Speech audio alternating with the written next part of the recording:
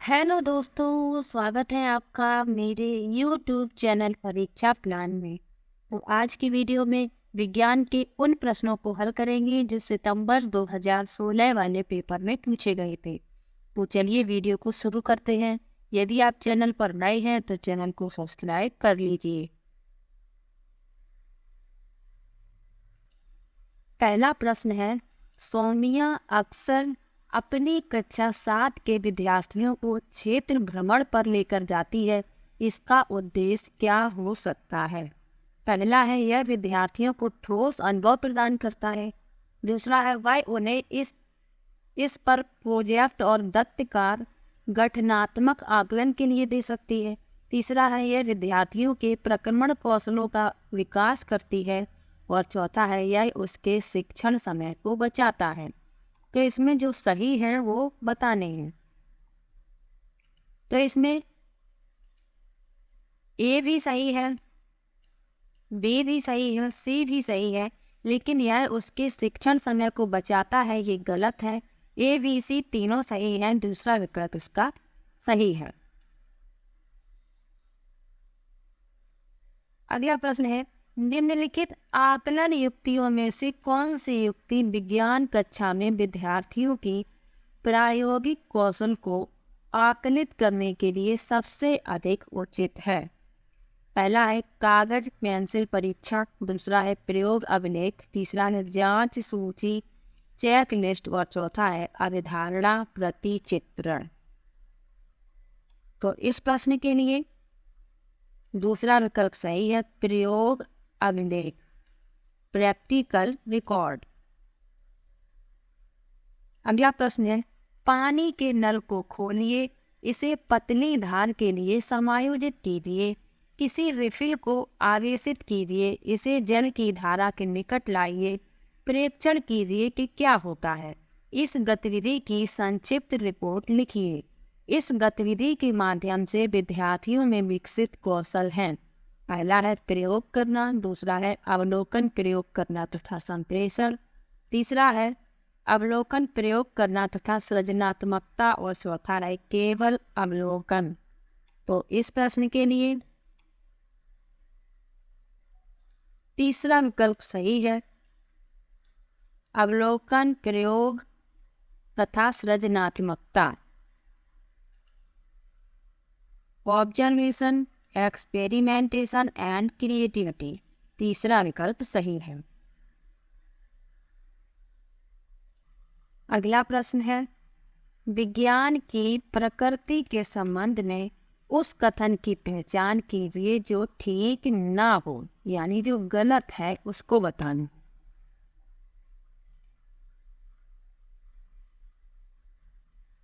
पहला विकल्प है, विज्ञान की पद्धति और अन्य क्षेत्रों में उसका सीमांकन दार्शनिक वाद विवाद का विषय रहा। दूसरा है, विज्ञान के अधिकतर स्थापित और सार्वभौमिक नियमों को नए अवलोकनों प्रयोगों और विश्लेषण के संदर्भ में हमेशा संशोधनीय अनंतिम माना जाता है।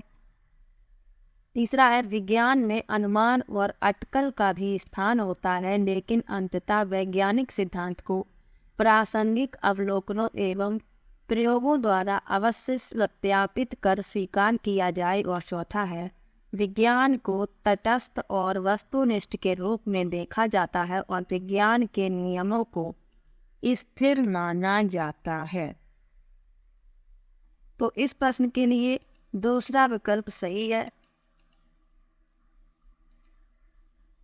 विज्ञान के अधिकतर स्थापित और सार्वभौमिक नियमों को नए अवलोकनों प्रयोगों और विश्लेषण के संदर्भ में हमेशा संशोधनीय माना जाता है। अगला प्रश्न है, ऊर्जा संरक्षण विषय को पढ़ाने के लिए निम्नलिखित में से कौन सी युक्ति शिक्षक के लिए सबसे उचित है? पहला है, विद्यार्थियों को ऊर्जा संरक्षण पर नारे लिखने के लिए कहना। दूसरा है, ऊर्जा संरक्षण के लिए कम से कम 5 तरीके लिखना।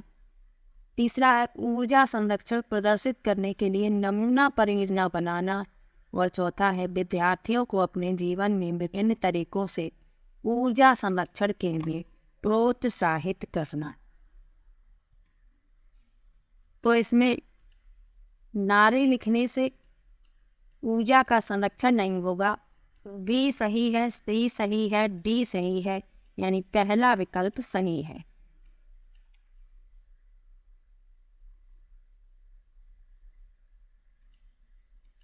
अगला प्रश्न है, हमारे सौर परिवार में ऐसे 2 ग्रह हैं जिनका सूर्य के चारों ओर परिक्रमण हमारी पृथ्वी के परिक्रमण काल की तुलना में छोटा है, परंतु उनका घूर्णन काल पृथ्वी के घूर्णन काल से बड़ा है। इन ग्रहों के नाम हैं।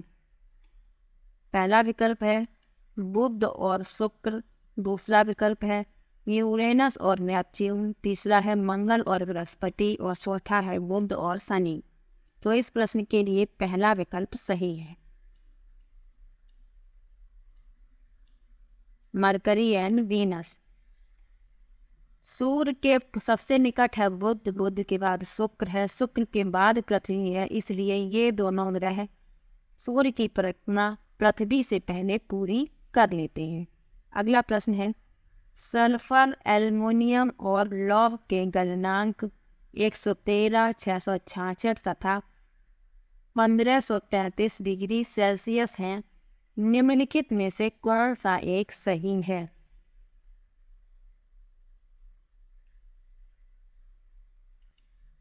तो इस प्रश्न के लिए चौथा विकल्प सही है, एल्युमिनियम तथा आयरन 200 डिग्री सेल्सियस तापमान पर ठोस है, चौथा सही है। अगला प्रश्न है, एक विद्युत परिपथ इस प्रकार लगाया गया कि बैटरी V का धनात्मक टर्मिनल एक बल्ब V1 से जुड़ा है, जो बल्ब V2 से जुड़े प्रतिरोधक R से जुड़ा हुआ है। अंततः V2 बैटरी के ऋणात्मक टर्मिनल से जुड़ा है। दोनों बल्ब दीप्तिमान है। अगर R का मान बढ़ा दिया जाए तो इसमें क्या होगा? बल्ब B1 और B2 दोनों की दीप्ति कम हो जाएगी, यानी प्रकाश जो है वो कम हो जाएगा। पहला विकल्प सही है। अगला प्रश्न है, दिए गए कथनों को पढ़िए तथा सही विकल्प को चुनिए। कथन दिया गया है, डॉक्टरी तापमापी यानी थर्मामीटर का परिसर 35 डिग्री सेल्सियस से 42 डिग्री सेल्सियस है। दूसरा कथन है, प्रयोगशाला तापमापी का परिसर प्रायः 10 डिग्री सेल्सियस से 110 डिग्री सेल्सियस होता है। तो इसमें कथन ए तो सही है परंतु बी गलत है, तो ए सही बी गलत, यानी चौथा विकल्प इसका सही है। अगला प्रश्न है, भारत के निम्नलिखित स्थानों में से कौन सा स्थान चक्रवातों से सबसे अधिक प्रभावित होता है?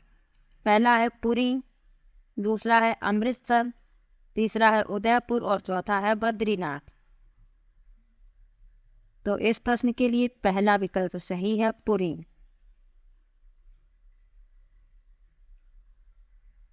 अगला प्रश्न है, हवा ऊष्मा के स्रोत के समीप गर्म हो जाती है तथा ऊपर उठ जाती है। हवा पार्श्वों से आकर इसका स्थान ले लेती है। इसी प्रकार हवा तेल हीटरों से भी गर्म होती है। यह कौन सी प्रक्रिया है? पहला विकल्प है विसरण, दूसरा है संचालन, तीसरा है संवहन और चौथा है विकिरण। तो इसमें तीसरा विकल्प सही है, संवहन।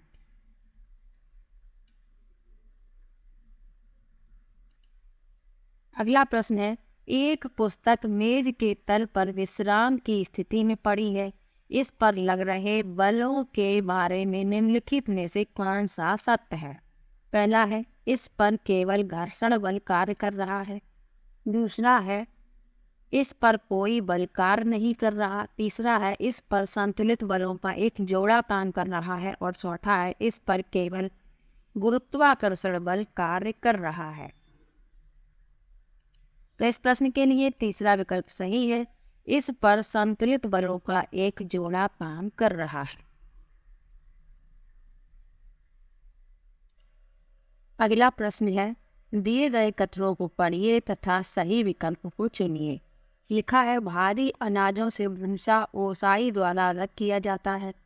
दूसरा है, विभिन्न प्रकार के कणों के मिश्रण को चालन व निस्यंदन प्रक्रिया द्वारा अलग किया जाता है। तो इसमें बताना है कौन सत्य है कौन असत्य है। तो इसमें ए और बी दोनों सही हैं, यानी कि पहला विकल्प इसका सही।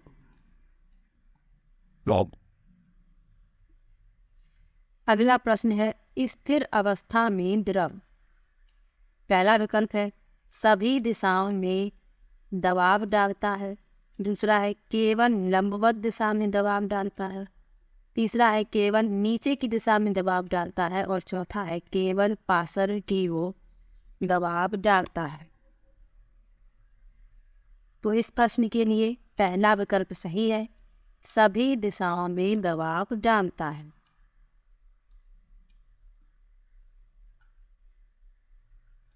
अगला प्रश्न है एक समतल दर्पण पर प्रतिबिंब बनने के संबंध में निम्नलिखित में से कौन से कथन सत्य हैं।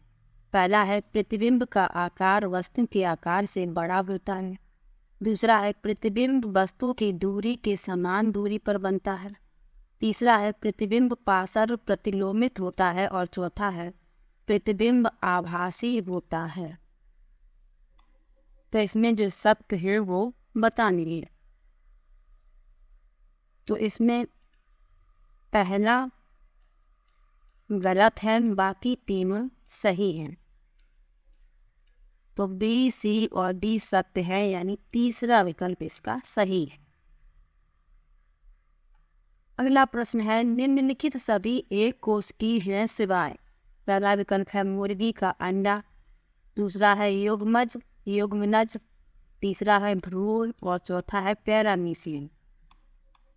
तो एक को छोड़कर सभी एक कोश की है, तो इसमें तीसरा विकल्प सही है भ्रूण।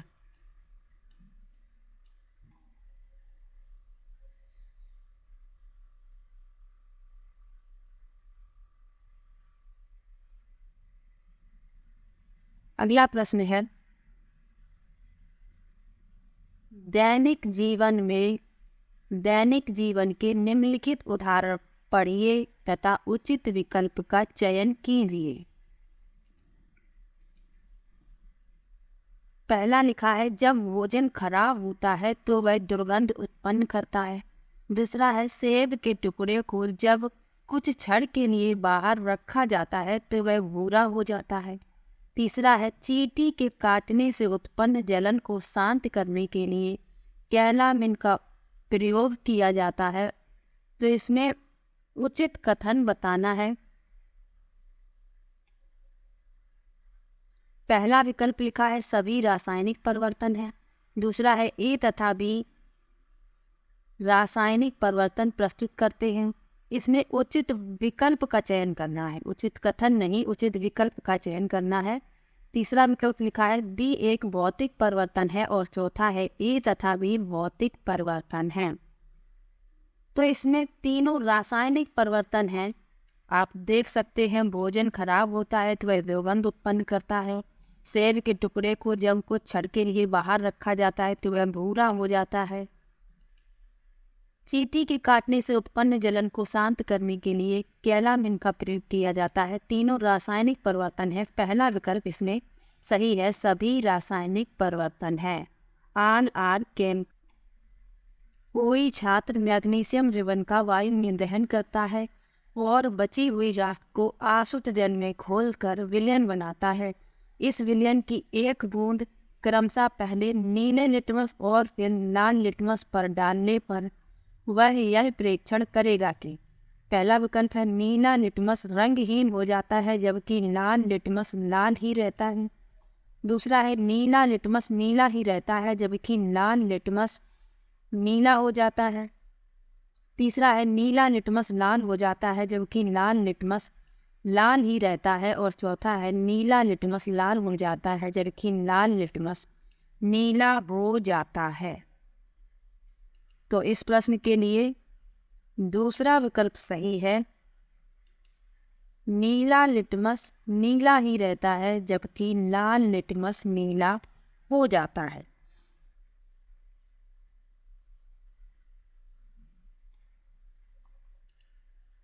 क्योंकि क्षार जो होते हैं वह नीले लिटमस को लाल कर देते हैं, इसलिए दूसरा विकल्प सही है। अगला प्रश्न है, तांबा जस्ता को उसके नमक के घोल से अलग नहीं कर सकता, कारण दीजिए। कक्षा 8 के विद्यार्थियों द्वारा निम्नलिखित कारण दिए गए। तांबा जस्ते से अधिक अभिक्रियाशील है, तांबा जस्ते से कम अभिक्रियाशील है, जस्ता उत्कृष्ट धातुओं में से एक है, अभिक्रिया श्रृंखला में जस्ता तांबे के नीचे होता है। कक्षा 8 के विद्यार्थियों द्वारा दिए गए कारणों में से सही कारण को चुनिए। तो इसमें सिर्फ बी सही है कि तांबा जस्ते से कम अभिक्रियाशील है, पहला विकल्प इसमें सही होगा।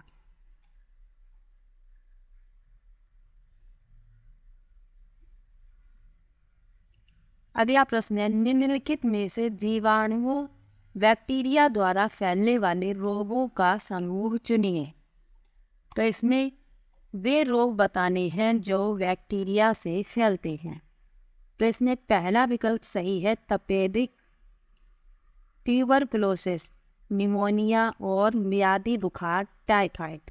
पहला विकल्प इसमें सही है, ये जीवाणुओं यानी बैक्टीरिया से फैलते हैं।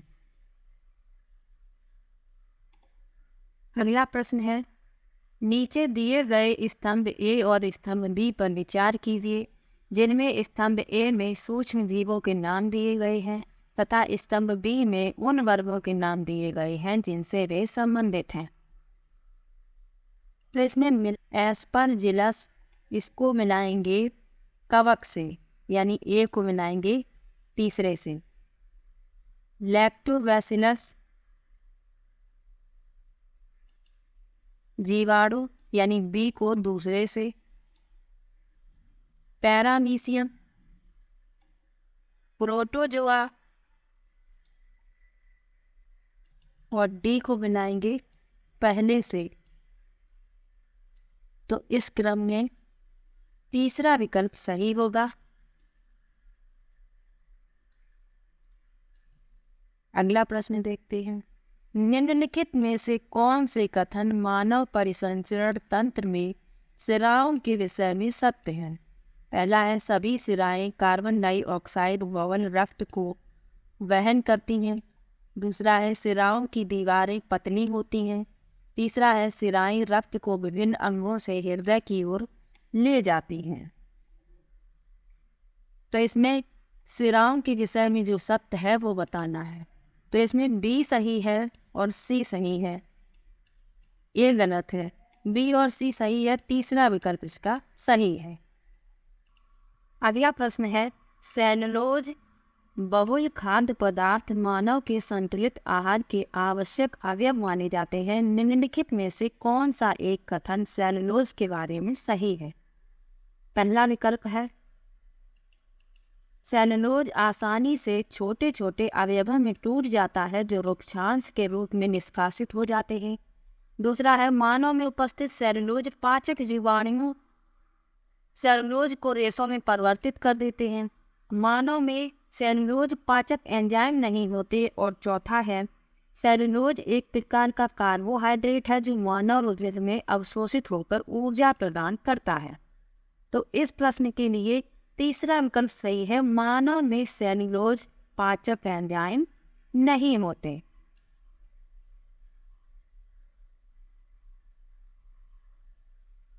अगला प्रश्न है, सिर के ऊपरी जबड़े के बीच का जोड़ एक उदाहरण है। पहला विकल्प है, कंदुक खल्लिका संधि, बॉल एंड सॉकेट जॉइंट का। दूसरा है, हिंज संधि, हिंज जॉइंट का। तीसरा है, श्रोणि संधि, पेल्विक जॉइंट का। और चौथा है, बद्ध संधि, फिक्स्ड जॉइंट का। तो इस प्रश्न के लिए चौथा विकल्प सही है, बद्ध संधि यानी फिक्स्ड जॉइंट का। अगला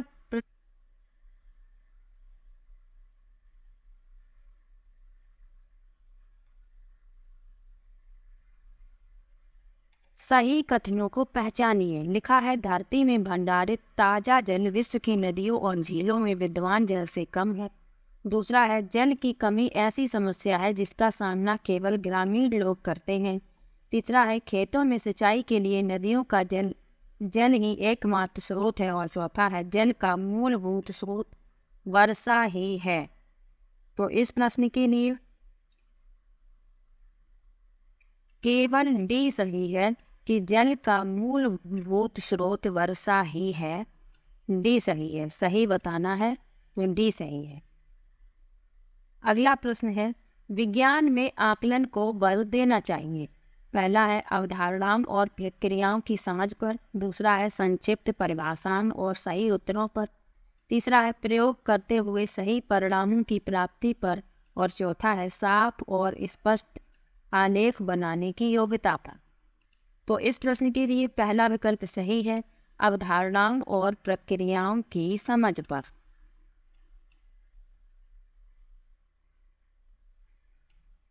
अगला प्रश्न है, निम्नलिखित में से मुक्त अंत वाले प्रश्न को पहचानिए।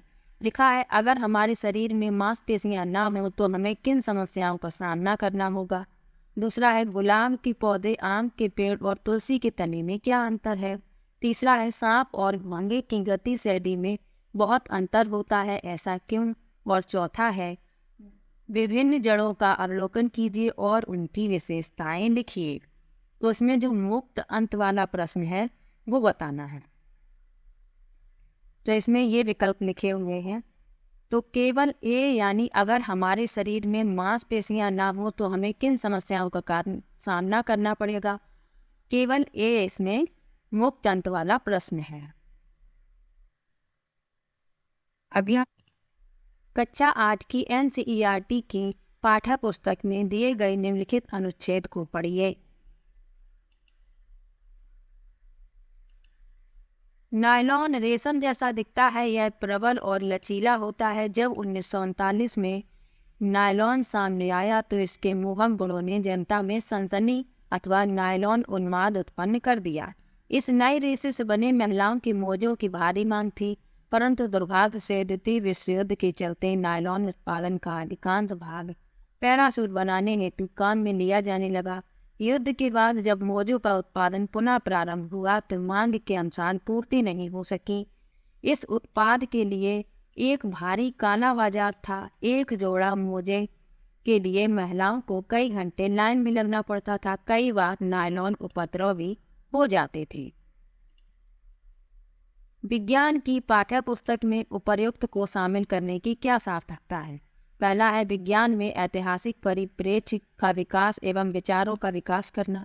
दूसरा है, यह समझ विकसित करना कि नए आविष्कार किस तरह नई मांगों को उत्पन्न करते हैं।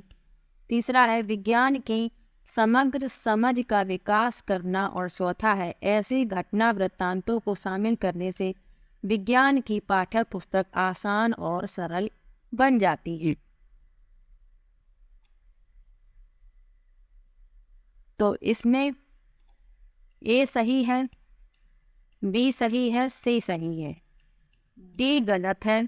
ए बी सी तीनों सही है, यानी पहला विकल्प इसका सही है। अगला प्रश्न है, कभी कभी शिक्षार्थियों को विज्ञान संबंधी अवधारणाओं से जुड़ी वैकल्पिक अवधारणा होती है। विज्ञान शिक्षक को क्या करना चाहिए। पहला है, अवैज्ञानिक विचारों के लिए शिक्षार्थियों को डांटें। दूसरा है, शिक्षार्थियों को बताएं कि उनके विचार गलत हैं और उन्हें सही विचार पढ़ाएं। तीसरा है, उनके विचारों की उपेक्षा करें। और चौथा है, विभिन्न गतिविधियों के माध्यम से अपने विचारों पर पुनः विचार करने में शिक्षार्थियों की मदद करें। तो इस प्रश्न के लिए चौथा विकल्प सही है, विभिन्न गतिविधियों के माध्यम से अपने विचारों पर पुनः विचार करने में शिक्षार्थियों की मदद करें। अगला प्रश्न है, निम्नलिखित कथनों में से कौन सा एक अच्छी विज्ञान कक्षा की ओर संकेत करता है। लिखा है, शिक्षार्थी स्वयं अपने प्रयोग करते हैं और अपने अवलोकनों को दर्ज करते हैं। दूसरा है, शिक्षार्थी शिक्षक द्वारा दिए गए प्रदर्शन का अवलोकन करते हैं और उनके चरणों को लिखते हैं। तीसरा है, शिक्षार्थी अधिक प्रश्न पूछने के लिए स्वतंत्र हैं। और चौथा है, शिक्षण के लिए पाठ्य पुस्तक के साथ साथ विविध संसाधनों का उपयोग करता है। तो इस प्रश्न के लिए ए सही है, सी सही है, डी सही है, बी गलत है, ए सी डी सही है, यानी पहला विकल्प सही है। तो ये विज्ञान के प्रश्न सितंबर 2016 वाले पेपर में पूछे गए थे। तो आज का ये वीडियो यहीं पर समाप्त होता है। वीडियो कैसा लगा कमेंट बॉक्स में जरूर बताइएगा। वीडियो को लाइक, चैनल को सब्सक्राइब करना मत भूलिएगा। मिलते हैं एक और नई वीडियो के साथ, तब तक के लिए बाय बाय।